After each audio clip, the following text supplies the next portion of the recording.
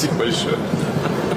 2025年12月9日，克里姆林宫的金星勋章颁发仪式上，73岁的普京合影时突然咳嗽，一旁12岁的男孩安东作为牺牲英雄的儿子，叮嘱他保重身体。没想到普京立马停下动作，俯身鞠躬致谢。真正的强者从不是一味强硬，适时展现柔软，守住真诚本心，这才是最动人的强者思维。